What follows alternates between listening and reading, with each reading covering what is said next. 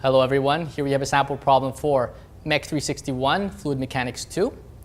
And in this problem here we have to deal with a journal bearing which can be modeled as two concentric cylinders. And in between in the journal bearing we have a gap that is filled with oil.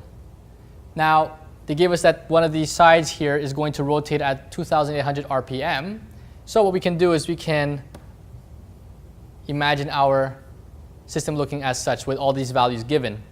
Now, in order to actually solve problems like these, what we can say is that if I take this small section here, we can see that it moves kind of like parallel plates. So we see we have a parallel plate problem, and in the end what we want to do is to find the viscosity. We need to remember that the equation for viscosity is tau is equal to mu du dy. So with shear, knowing the torque, we can find out what this mu is because du over dy is the derivative of our velocity profile. So in this problem here, we need to find out the velocity profile of the fluid in between these parallel plates. So in order to actually find that velocity profile, we need to go back to main laws, where we're going to start with the continuity equation. Basically, this is another way of saying conservation of mass. And then we have to apply certain conservation laws specifically for fluids. We use the conservation of momentum, but in the differential state, we use Navier-Stokes equation. So this is a Navier-Stokes problem or practice problem. So when it comes to solving these problems, the main idea is to find a set of assumptions. So the first thing we have to assume is that this is steady. And you see that in these equations, we don't see anything that has to do with changes in time. The second thing I note is that we have flow in the x direction only, meaning that there's no velocity or fluid velocity in the y direction, so therefore v is 0. So in these set of equations, anything that has v, I'm going to cross out. So this entire equation essentially disappears. And for this guy over here, this becomes du dx is 0. What this means for us is that u is not a function of x, but that u is only a function of y. So all those partial differentials we see with du dx. So du dx, we see here, this is 0, this is 0. Now if I look at the next part, we talk about no acceleration, so these guys go to 0.